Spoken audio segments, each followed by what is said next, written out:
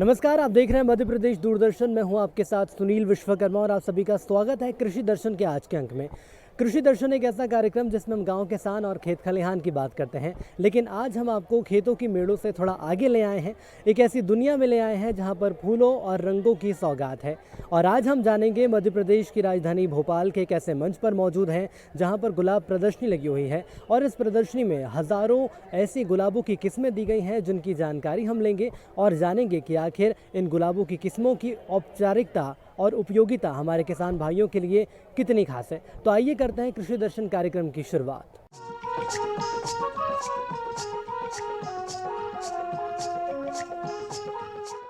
तो मध्य प्रदेश रोज सोसाइटी के अध्यक्ष एस गद्रे जी आज हमारे साथ मौजूद हैं और उनसे जानेंगे आखिर इस प्रदर्शनी में क्या कुछ खास है। सर, सबसे पहले तो बहुत शुभकामनाएं आपको हमारी पूरी टीम की तरफ से इतने बड़े आयोजन के लिए। और सर ये बताइए, सर पूरे ही कार्यक्रम की मुख्य बात क्या है? मुख्य बात यही है कि जितने भी नए वैरायटी के गुलाब आए हैं वो लोगों को देखने को मिलेंगे।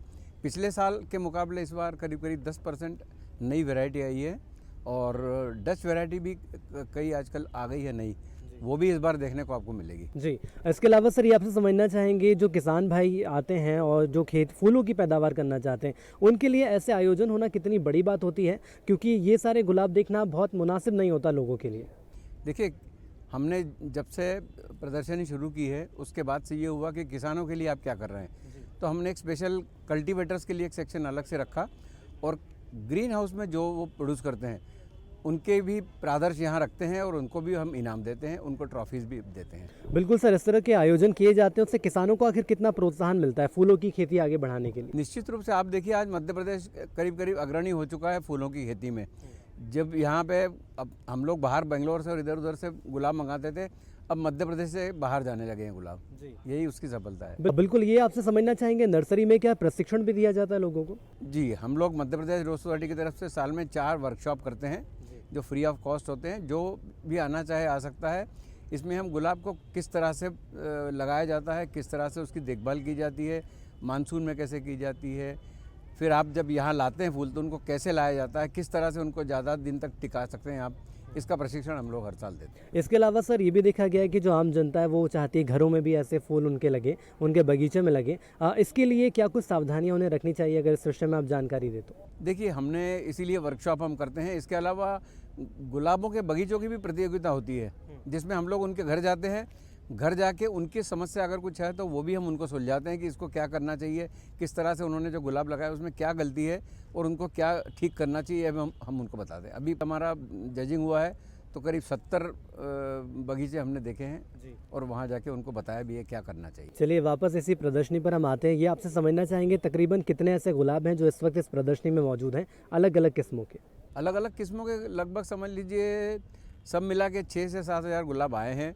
बट इसमें अगर आप वैरायटी देखेंगे तो वैरायटी करीब 500 से 600 वैरायटी आपको मिलेगी। जी, कितना प्रोत्साहन मिलता है जो लोगों को प्राइजेस दिए जाते हैं या किसानों को प्राइज दिए जाते हैं? देखिए, अगर प्राइज़ नहीं मिले तो उनको प्रोत्साहन नहीं मिलेगा, इसीलिए हम लोग प्राइजेस देते हैं। लेकिन इसके अलावा ये भी समझा जा सकता है कि जो आम जनता है वो यहाँ पर आती है तो कम से कम व्यापार आगे बढ़ाने का भी एक जरिया मिल जाता है। जी, यहाँ जो गुलाब के और इसकी दुकानें लगी हैं, अब आप देखेंगे शाम को 50 से 60 हज़ार लोग करीब आ जाते हैं और हर एक के हाथ में एक झोला होता है जिसमें वो कुछ ना कुछ ग्रीनरी ले जाता है।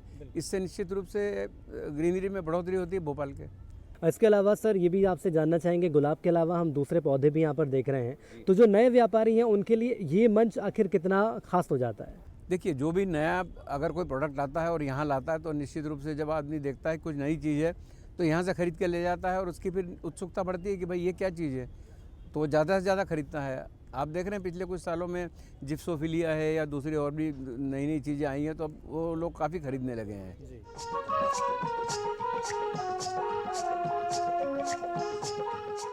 तो आज इस खास आयोजन में हमारे साथ एक और बेहद खास मेहमान मौजूद हैं। मैं परिचय आपका करा देता हूं उनसे। प्रेरणा प्रकाश जी हमारे साथ मौजूद हैं। मैम, बहुत स्वागत है आपका कृषि दर्शन में। और सबसे पहले ये बताइए कि इस वक्त हम देख रहे हैं कि आप ही के नाम पर जो गार्डन है और उसमें काफ़ी सारे इस वक्त गुलाब के फूल हैं। सबसे पहले इनके बारे में बताइए, कौन कौन सी वैरायटी यहाँ पर मौजूद है? यहाँ सभी है। आप हाइब्रिड रोजेस ले लीजिए, फ्लोरीवंडास ले लीजिए, आप इंडियन वैरायटीज़ ले लीजिए, फॉरेन वैरायटीज़ ले लीजिए, डेविड ऑस्टिन रोजेस ले लीजिए, सभी हैं। हाँ, डिफरेंट वैरायटीज़ जो हमारे पास है। और अभी जो लेटेस्ट है वो है एनी फ्रैंक रोज़, जिसके जो बहुत चर्चे में है अभी, क्योंकि ये रोज़ अभी हम लोग को मिस्टर डेल फोर्ज ने, जिनके ग्रैंडफादर ने इसको डेवलप किया था, उनने अभी मेरे फादर को ये प्रेजेंट किया।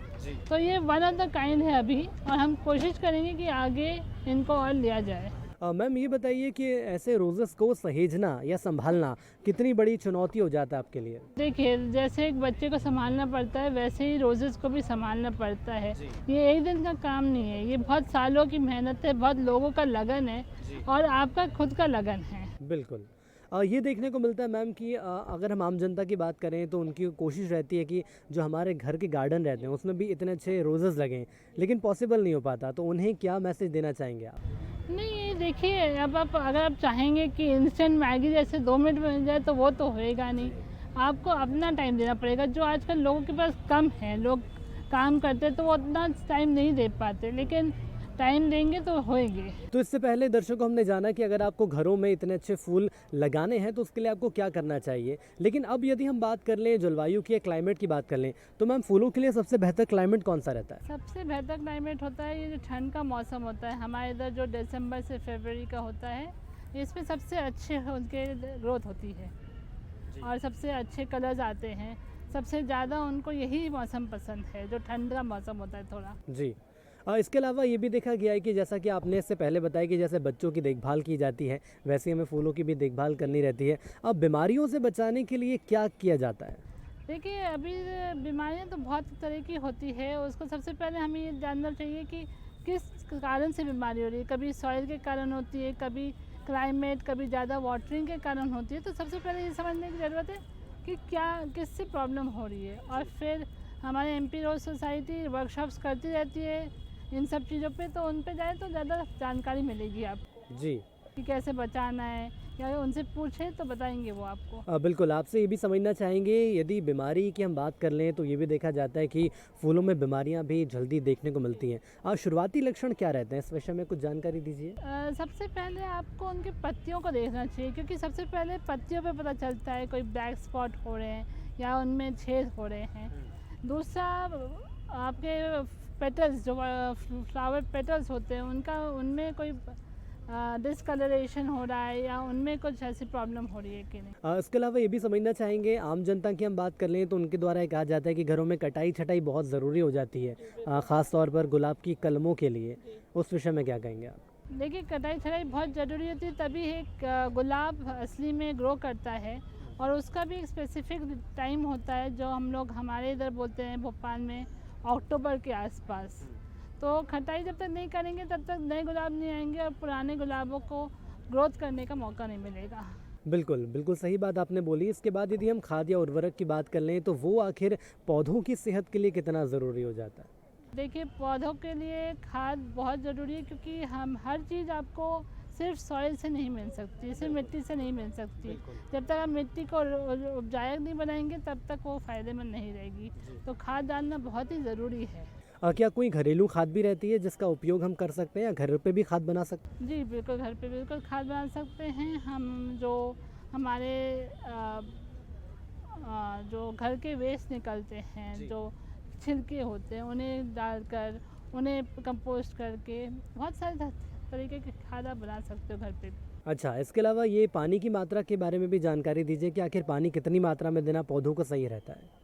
देखिए, ज़्यादा वाटरिंग तो नहीं कर सकते, कम भी नहीं कर सकते। जब गर्मी हो तो आप थोड़ी देर कम टाइम में वाटर करो, लेकिन आप ये भी देखिए कि सॉइल थोड़ी सी नरम होनी चाहिए, इतनी भी नहीं कि उसमें पानी लगाने से गीले हो जाए आपके हाथ। पौधा लगाने से पहले मिट्टी की तैयारी की हम बात कर लें तो क्या कोई ख़ास विधि भी रहती है मिट्टी की तैयारी की? जी बिल्कुल, कितना गहरा होना चाहिए, कितना उसमें सॉइल होना चाहिए, कितना सैंड होना चाहिए, क्योंकि सही मिक्सचर होएगा तभी एक पौधा ग्रो कर पाएगा। जी इसके अलावा ये भी बताइए कि आखिर गुलाब की हम बात कर लें तो क्या गुलाब को घरों में भी हम लगा सकते हैं या सिर्फ बगीचे में या आउटडोर ही लगाना चाहिए? नहीं, घरों में भी आप पौधों में गमलों में लगा सकते हैं, क्योंकि पौधे में अगर आप देखभाल करें तो वो कहीं भी उग सकते हैं। ज़रूरी नहीं है कि आपके पास एक बड़ा बगीचा ही हो। ये भी माना जाता है कि पर्याप्त मात्रा में धूप देना भी पौधों के लिए काफ़ी ज़रूरी होता है, जी, खासतौर पर बिल्कुल। फूलों की हम बात कर लें तो। जी बिल्कुल, आपने देखा होगा कहीं कहीं जहाँ धूप मिलते हैं उस तरफ मुरझा जाते हैं फूल, उसी तरफ आते हैं फूल ज़्यादातर। तो उनसे बचाने के लिए क्या कर सकते हैं? आप कोशिश कीजिए, अगर घर के अंदर फूल है तो जो गमले हैं उन्हें थोड़ी थोड़ी देर में टर्न कीजिए। अब जो नीचे लगे उन्हें तो कुछ कर नहीं सकते, उन्हें मिल ही जाता है धूप। बिल्कुल। इसके अलावा वापस अगर हम प्रदर्शनी पर आएँ तो देखा जा रहा है कि काफ़ी सारे यहाँ पर फूल हैं। सबसे ज़्यादा जो लोग आते हैं किस विषय में आपसे सवाल करते हैं कि कौन से फूल यहाँ पर बेहतर हैं और उन्हें कैसे फूल मिल सकते हैं? देखिए, फूल यहाँ अलग अलग हैं। कुछ लोगों को अपने घर में लगाने के लिए चाहिए होते हैं, कुछ लोगों को सिर्फ देखने में खूबसूरत लगते हैं, तो वो यहाँ से भी खरीद सकते हैं। हाँ, और जितनी भी मदद हम दे सकते हैं वो तो देंगे। बिल्कुल मैम, फूलों को लेकर आपने बहुत बारीक और विवरण के साथ जानकारी दी है। तो किसान भाइयों, अभी हमने जाना कि आखिर गुलाब की तमाम किस्में यहाँ पर मौजूद हैं और यहाँ पर फ़िलहाल छोटे से ब्रेक का वक्त हो चला है। ब्रेक के बाद वापस लौटेंगे और जानेंगे आखिर और भी विशेषज्ञों से कि आखिर गुलाब को यदि आप घर में उगाना चाहते हैं तो उसके लिए आप क्या प्रयास कर सकते हैं। लेकिन यहाँ पर रुकेंगे छोटे से ब्रेक के लिए। अरे सुन तो। मुझे क्या सुनाना चाहते हो? जो सुनाओ मेरी सौतन को। किसको? अरे वही तुम्हारा मोबाइल फोन जिससे सुबह शाम दिन रात चिपके रहते थे और कहते थे किसान कॉल सेंटर से बातें हो रही हैं। अच्छा ये बात है। हाँ, क्यों? क्या हुआ? अब बात नहीं होती क्या? अब तो झट से बात हो जाती है। संबंधी समस्याओं का अपनी भाषा में तुरंत हल पाने के लिए पूरे भारत में किसी भी फोन से हेल्पलाइन नंबर पर संपर्क करें। किसानों का दोस्त किसान कॉल सेंटर।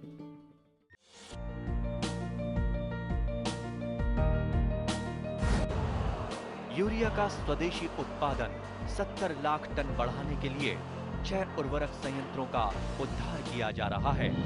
FCIL के गोरखपुर, सिंदरी, तलचर और रामागुंडम संयंत्र, HFCL की बरौनी इकाई और BVFCL की नामरू फोर्थ। सोने पर सुहागा ये है कि देश में अब बनेगा सिर्फ नीम लेपित यूरिया, क्योंकि इससे होगा किसानों का फायदा ही फायदा। अनाज का उत्पादन 10% तक बढ़ेगा। बढ़ेगी 10 से 15% नाइट्रोजन क्षमता।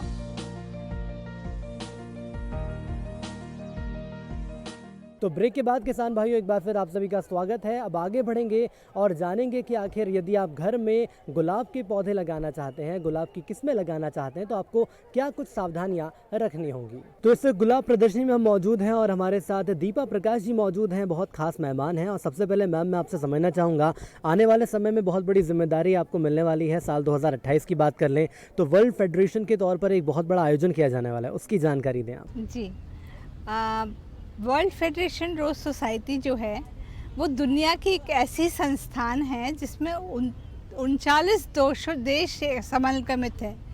इससे एक आयोजन हर साल हर जगह होता है, वो रीजनल कन्वेंशन होता है। हर 3 साल में ये वर्ल्ड रोज कन्वेंशन करती है किसी एक शहर में। इस बार ख़ास तौर पे हम इसकी मेज़बान कर रहे हैं और हमको भोपाल में ये कन्वेंशन करने का मौका दिया गया है। मैं इस कन्वेंशन की अध्यक्षा हूँ और मेरी इस जिम्मेदारी में मैं भोपाल के सभी लोगों का सहयोग चाहती हूँ। जी बिल्कुल, लेकिन मैम इतना बड़ा एक आयोजन किया जाने वाला है, इसकी रूपरेखा क्या रहेगी और उसमें कितने हमें गुलाब देखने को मिल सकते हैं, इस बारे में भी जानकारी दीजिए। ये वर्ल्ड रोज फेडरेशन एक 7 दिनों का आयोजन है।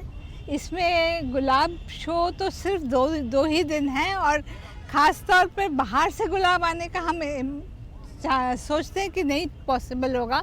यही इतनी या इससे थोड़ी ज़्यादा गुलाब हमें देखने को मिलेगी। 6,000-7,000 गुलाब हम देखेंगे, डिस्प्ले करेंगे। पर लोग हमारे यहीं के रहेंगे, एमपी के ही रहेंगे, क्योंकि बाहर से गुलाब लाना बहुत मुश्किल है। बिल्कुल सर, मैम ये समझना चाहेंगे आपसे, मध्य प्रदेश वासियों के लिए कितनी बड़ी सौगात के तौर पर इसे देखा जाए, एक इतना बड़ा आयोजन और इतना बड़ा मंच। ऐसे में ये भी कहा जा सकता है कि युवाओं के साथ साथ जो हमारे किसान भाई हैं उन्हें भी काफ़ी कुछ चीज़ें जानने के और समझने का मौका मिलता है। जी, इसमें बहुत सारे स्पीकर आएंगे जो बाहर से आएंगे, तो वो अपने साथ अपनी अपनी तकनीक लेकर आएंगे। कुछ हमारे भाई इंडिया के भी हैं जो अपने पॉट कल्चर जो सुना हुआ है, कलकत्ता में जो बहुत फेमस है, जिसमें एक पेड़ पे कम से कम 60 या 70 गुलाब होते हैं। तो वो स्पॉट कल्चर के बारे में भी हम लोगों को बताएंगे, क्योंकि ये विदेश में लोगों को मालूम नहीं है। हम इस में मंच के द्वारा हमारे भोपाल के ही नहीं, देश के ही नहीं, 500 से 600 विदेशी आने के संभावना करते हैं। तो ये हमारे भोपाल के लिए एक बहुत ख़ास मौका है, जब हम भोपाल के सिर्फ रोड शो ही नहीं, भोपाल के में ऐतिहासिक जगह, भोपाल के पास आसपास सांची, भीमबेटका और भोपाल की सब चीज़ों को कल्चर और हेरिटेज दोनों को हम दर्शाएंगे उनके पास। बिल्कुल सर, बिल्कुल मैम। इसके अलावा ये आपसे जानना चाहेंगे कि तकरीबन कितने ऐसे किसान भाई हैं जो इस आयोजन से जुड़ सकते हैं और उसके लिए क्या प्रोसेस रहेगी?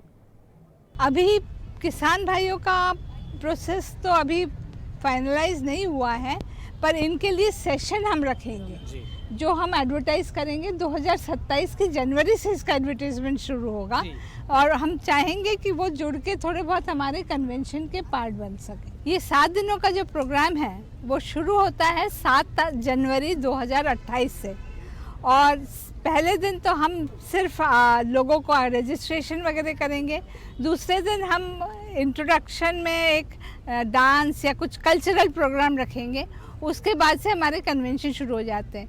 हर दिन में पहला भाग जो है वो कन्वेंशन का है, दूसरा भाग टूर्स के हैं, गार्डन के टूर होंगे, आपके सिटी का टूर होगा, आपके सांची का टूर होगा, भीमबेटका का टूर होगा। इस तरह ऐसे करके हमने 7 दिन का प्रोग्राम कराया है, 7 जनवरी से लेकर 13 जनवरी तक। उसके पहले 7 जनवरी से पहले हमने प्री टूर्स रखे हैं, जिसमें हम मध्य प्रदेश के विभिन्न भागों में जो भी रजिस्टर करेगा उनको घुमाएंगे।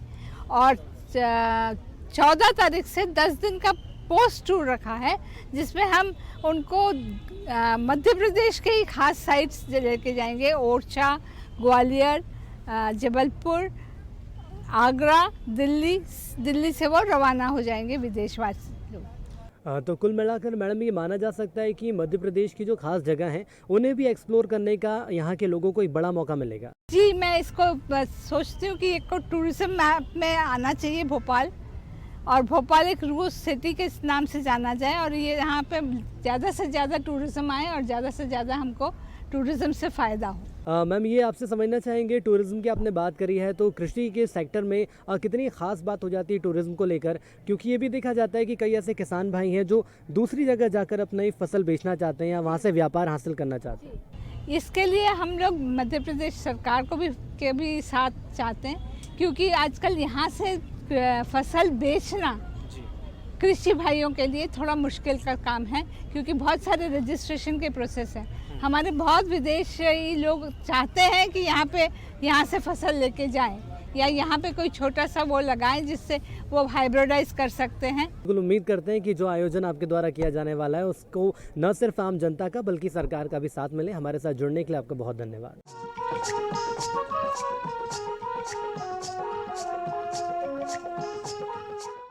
शिव अमृत सीहोर हनी की हमें यहाँ पर तस्वीरें देखने को मिल रही है। आइए जानते हैं यहाँ पर कि ये शहद मार्केट में मिलने वाले शहद से कितना शुद्ध है। जी ये मार्केट से मिलने वाले 100% शुद्ध है। हर मार्केट ब्रांड में मात्र 900 ग्राम साइरप रहती है और 100 ग्राम शहद रहता है। ये मार्केट में बिल्कुल खूब खुलेआम बिक रहा है और इसको यूज़ करने के बाद पूरा फ़ायदा मिलता है। 22वें दिन में इसका रिजल्ट मिलना चालू हो जाता है, 23वें दिन में इसमें पूरा आराम मिलना चालू हो जाएगा। तो क्या दवाइयों वगैरह में भी इसका इस्तेमाल किया जाता है? बिल्कुल हाँ, इसको दवाइयों में इस्तेमाल किया जाता है। पेट की चर्बी घटाने के लिए, अटैक, कैंसर, लकवा जैसी बीमारियों में, आँखों की सफाई के लिए, आँखों में 1 बूंद लगाएंगे आँखों की सफाई हो जाएगी। और भी अनेक ऐसी बीमारी हैं जो शहद से ख़त्म हो जाएगी। लोग यहाँ पर आ रहे हैं, कितना बड़ा मंच आपको मिला है, क्या कहेंगे इसके बारे में? मैं यहाँ उद्यानिक विभाग का बहुत बहुत धन्यवाद करता हूँ कि मुझे ये मौका दिया और लोगों तक मेरे जाने का मेरे को मौका मिला। अभी तक जो लोग आ रहे हैं, ख़रीदारी कैसी हो रही है आपकी? नहीं, मेरी बढ़िया खरीदारी हुई है। तो किसान भाइयों, अब समय हो चला है खेती से जुड़ी खबरें देखने का, यानी कि खबरें खेती देखने का। नमस्कार किसान भाइयों, खबरें खेती में आपका स्वागत है। आइए देखते हैं क्या है खास आज कृषि समाचारों में।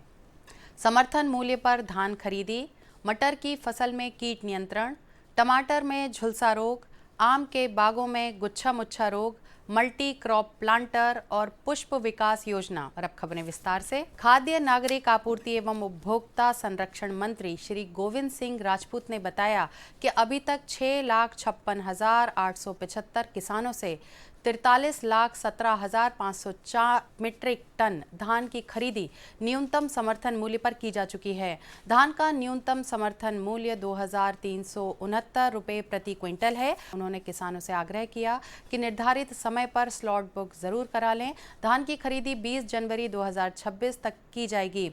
किसानों को 6,791 करोड़ रुपए से अधिक राशि का भुगतान भी किया जा चुका है। उल्लेखनीय है कि धान विक्रय के लिए 8,59,916 किसानों ने पंजीयन कराया है। 1 दिसंबर से शुरू हुई धान खरीदी के लिए विभिन्न जिलों में 1436 केंद्र बनाए गए हैं। क्रय की गई धान की 75% मात्रा 32,18,480 मीट्रिक टन का परिवहन किया जा चुका है। मटर की फसल में पत्ती व फलियों को खाने वाले कीट इस समय फसल को सर्वाधिक नुकसान पहुंचाते हैं। यह कीट दिन प्रतिदिन इतनी तेजी से बढ़ता है कि समय पर नियंत्रण न होने से फसल को 40 से 60% तक नुकसान पहुंचा देता है। इस कीट के रासायनिक नियंत्रण के लिए क्लोरोसाइपर दवा की 2 मिलीलीटर मात्रा या लैम्डा साइलेहेलोथ्रिन दवा की 2 मिलीलीटर मात्रा प्रति लीटर पानी के हिसाब से घोल बनाकर 200 लीटर घोल का प्रति एकड़ के हिसाब से छिड़काव करना चाहिए, जिससे कीट पर नियंत्रण पाया जा सके।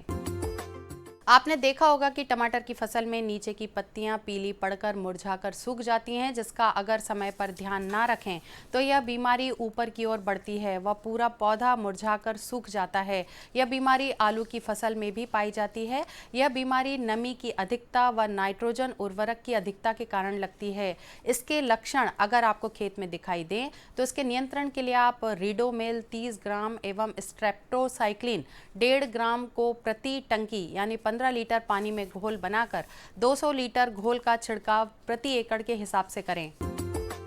आम के बागों में गुच्छा मुच्छा रोग से पेड़ों पर 2 प्रकार के लक्षण दिखाई देते हैं। पहले लक्षण में अधिकतर बड़े पेड़ों पर बौर आने के समय फूलों के स्थान पर फूलों का गुच्छा बन जाता है, जिसमें फल नहीं लगते हैं। और इसी प्रकार दूसरे लक्षण में छोटी छोटी पत्तियां एक जगह होकर गुच्छा सा बना लेती हैं। इस गुच्छा मुच्छा रोग के नियंत्रण के लिए रोगग्रस्त गुच्छों की टहनी को 8 से 10 इंच पीछे से काट देना चाहिए। साथ ही इन कीटों व फफूंदी से बचाने के लिए बौर आने से पहले कैप्टॉन या मेलाथियान 1 लीटर पानी में 1 मिलीलीटर दवा मिलाकर छिड़काव करें और बौर आने की अवस्था में बाविस्टीन दवा की 2 ग्राम मात्रा प्रति लीटर पानी में घोल बनाकर छिड़काव करें।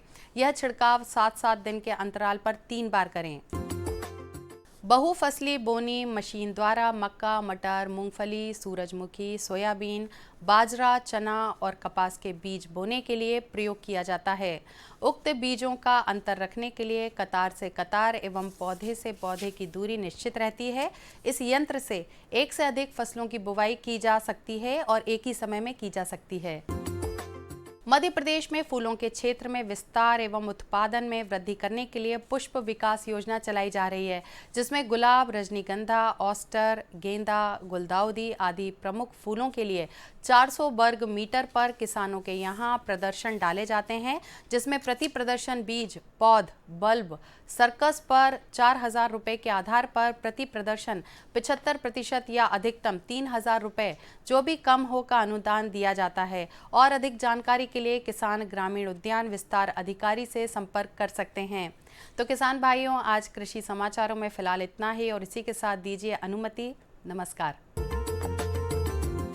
तो उम्मीद करते हैं किसान भाइयों आपको आज का कृषि दर्शन कार्यक्रम पसंद आया होगा। आज के कार्यक्रम में हमने जाना कि आखिर फूलों की उपयोगिता हमारे किसान भाइयों के लिए कितनी खास हो सकती है। इसके अलावा हमने ये जाना कि हमारे जो नवीन किसान भाई हैं जो कि फूलों की खेती अपनाना चाहते हैं उसको लेकर क्या कुछ तैयारियां कर सकते हैं, जिसको लेकर हमने तमाम विशेषज्ञों से बात की है। तो उम्मीद करते हैं कि कृषि दर्शन का आज का अंक आपको पसंद आया होगा।